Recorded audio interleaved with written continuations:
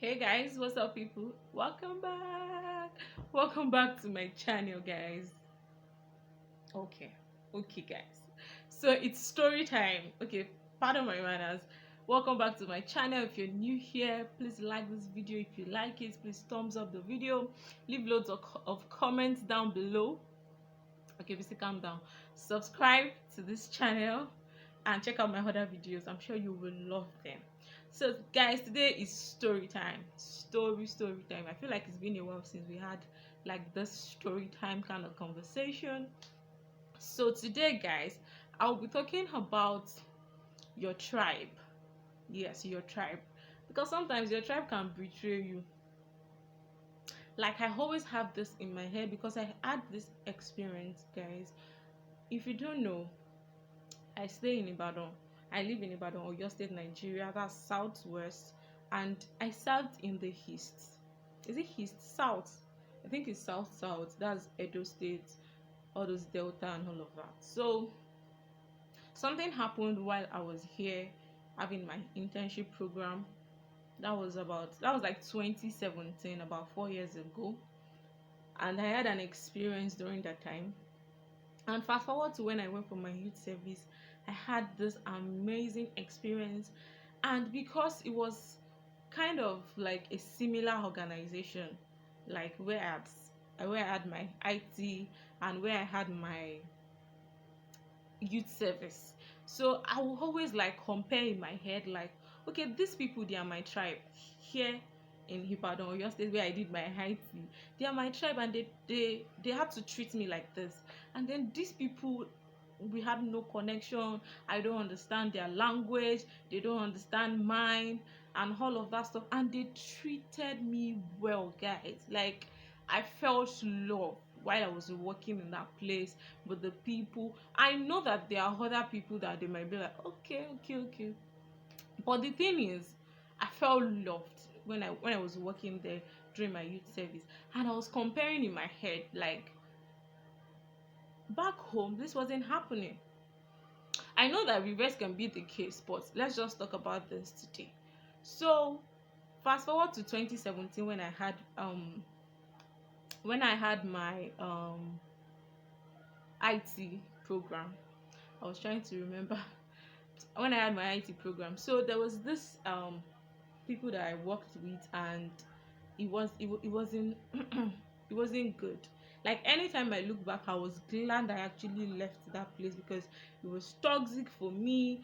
I felt like my self-worth, my self-esteem was being tampered with, and every time I remember, I feel like going back and just standing up for myself and all those things. So what happened a particular day, I can't forget this experience in my life. There was this day, don't forget I work with older people, like older colleague, older, what's it called, they are older in age and all of that. So my boss had asked me to do something, and on my way I met one of the older colleague in the office, and we decided to work together. So I think we parted ways at the gate. Yes. So I got to the office, did what I was supposed to do. I got back, did what I was supposed to do, then left. Then the next day I came back. I resumed, and one of them said, let's just assume this person that we have to work together was let's just assume is Mr. Tolu. So it was like, they were like, oh, so how is Mr. Tolu's house? How does it look like? Yes, I know you're surprised. Yeah. I couldn't see anything. I was so surprised. Like, we just had to walk to the gate, and you guys are asking me how his house looked like. Like, really? Like, it was a lot, guys. They told this person that always take me home, because there's this woman who lives like very close to my area, and she offered to always drop me off on my way home. They told her, and she was even counseling me in the car on my way home, on our way home, that whole Olabisi, you're a Christian, how can you be involved with a Muslim? Guys, I didn't say anything because I was so shocked. I didn't know how to defend myself. I was just so shocked. Like, we just walked down the gate. every time I remember this experience, I'm always hungry. Like, you should have said something. So I was shocked. Like, she just kept going on and on that even my parents will not like it. And in my head, I'm like, my parents trust me. They would not even believe this if you tell them. Like, I was just so hungry, but I didn't say a word. So it kept going on and on. There were a lot of things that I faced there, actually. You know, I did domestic what's it called, work, more than the official work that I was asked to do. And it got to a point I came home, like, I was always coming home so tired and all of that. It got to a point I came home and I told my parents, like, this is what's going on. Because this place was kind of far from where I was staying. I was not being paid because I was an IT student, obviously, and they don't pay IT students in that establishment. So it got to a point we had an understanding that, oh, when when I come on, I think one once in a week. Yeah, once in a week. So I don't go on Thursdays. I think that was it. Yes, I don't go on Thursdays. Then the other IT student, because we had another IT student, then the other IT student does not go on Friday. Yeah, that was it. So it kept going like that, and one day we had so much to do at work, and I think that day was on Wednesday. So I was supposed to be off on Thursday, and then one of the older colleague, yeah, I don't want to mention name, said to me, "Bisi, I hope you're coming tomorrow." I said, "Oh, Thursday is my off day." And he looked at me and said, "Are you a nurse? Why do you have a off day?" And then I'm like, okay, where is this going? So he said, "Oh, I need to come the next day because we have so much to do." And I said, I didn't say a word. I was just surprised.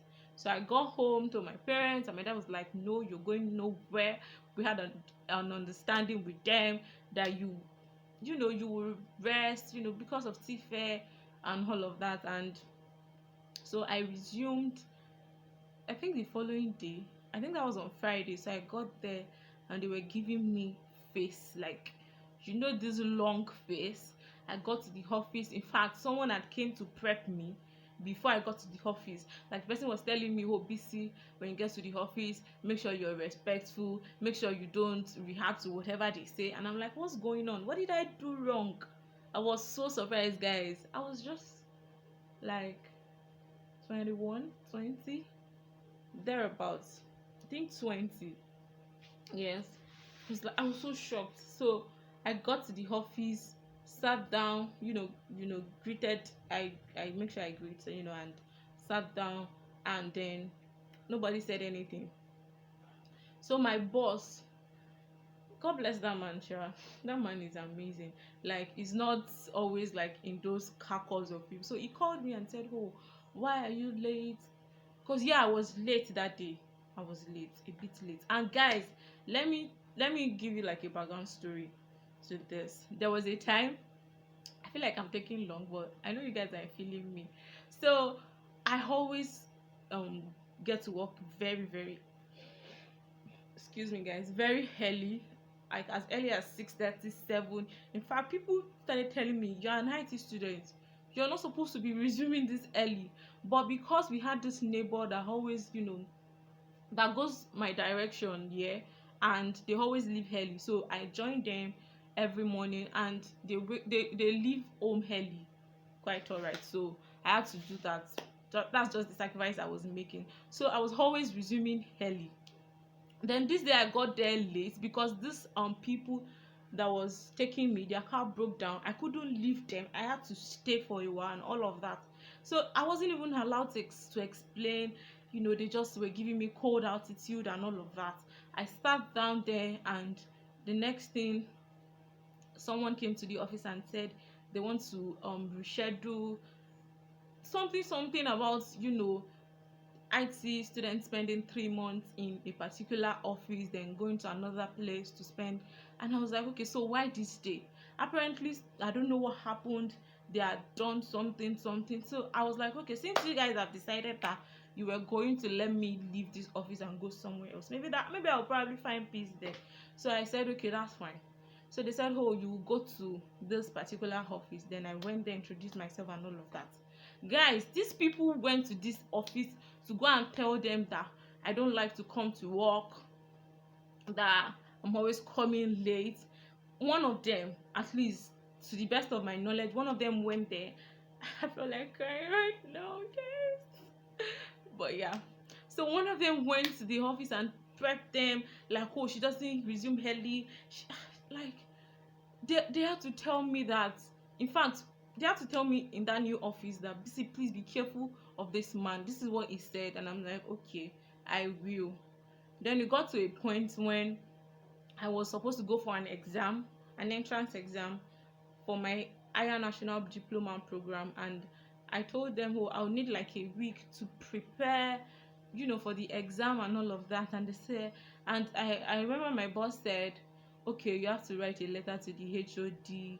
And those were like so stressful, and this is something that could work in house. Like within the office, there are people that do that, like, but maybe because I was an IT student, I don't even understand. And they just were just making it so, guys.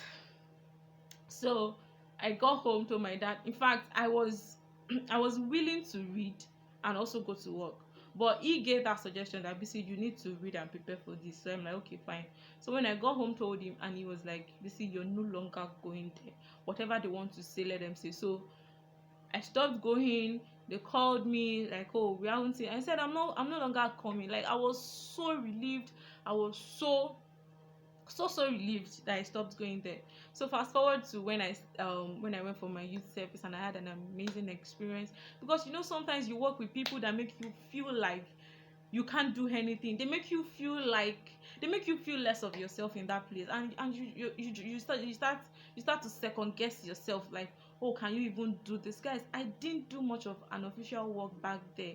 It was just, go wash this, go get me this. It was so draining.